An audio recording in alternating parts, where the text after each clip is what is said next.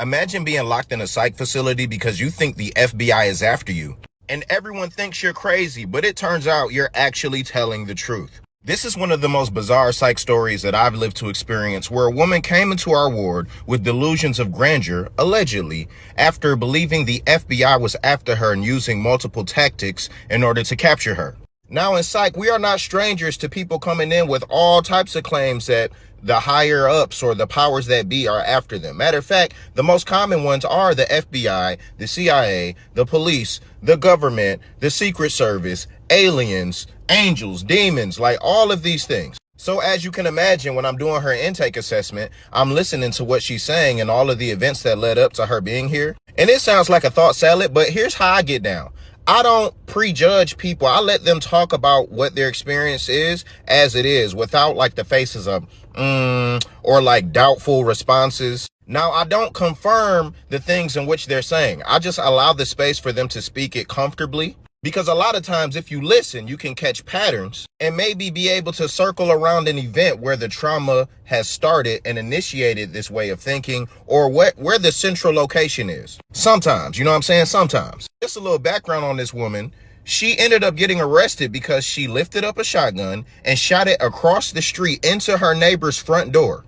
It was a married couple who was not home, thank goodness, but she claimed that they were spies and that she would catch them spying on her and believe that they were after her. A very scary thing to think about because you can't choose your neighbors. This woman is disheveled, bug-eyed. You can clearly tell she has not been getting any sleep, which is a huge contributor to psychosis. She was very dehydrated, spit forming in the corners of her mouth, but she said she was relieved to be in the facility and maybe it will give her more time. That's what she kept referencing. Maybe I will get more time. But she was adamant about the fact that the FBI was after her. So I'm writing these things down. I'm going and sharing it with staff. And they're like, wow, ain't like it ain't nothing we ain't heard before. But that shotgun, that's crazy. She's with us for a few days. And then one day, the unthinkable, the unimaginable happens. We were a locked facility that was located on a separate floor than all the units. So you had to get through 2 doors before you get onto the psych ward.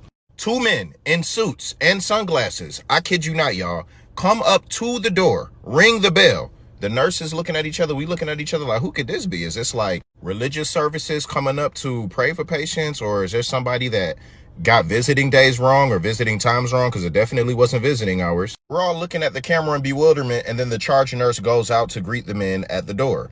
All right. And so we're watching her talk to them, which feels like maybe, I don't know, maybe a minute and a half.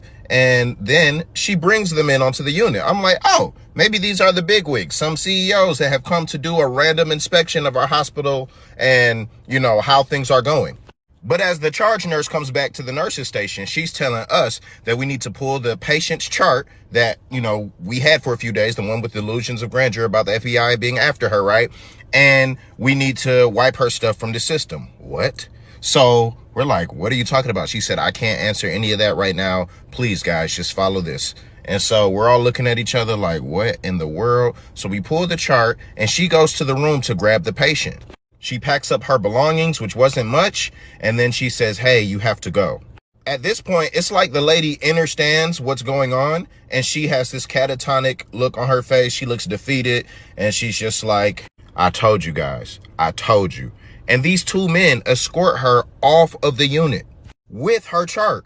And to add even more context, the charge nurse didn't just do this under her own volition, because this could be anybody. You got to protect patients. I'm sure y'all got 1,000 questions, just as I did.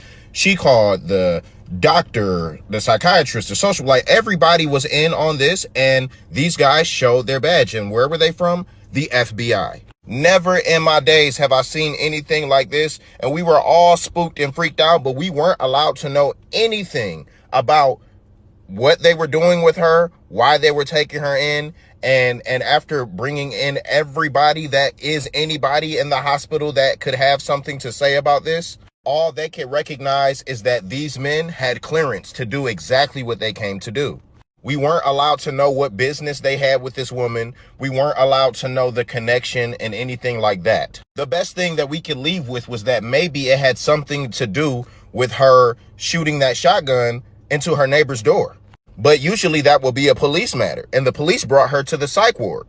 I don't know, y'all. I've never had a situation like that ever happen to me in all my years that I worked in psych. What would you do in this situation? And how would that change the outlook on patient delusions that are reported to you? Would you give pause? Or would there be any pause to give? Because if you knew that it was true, could you do anything about it? Is there anything that could have been done? What do y'all think? Let me know. This is a crazy one.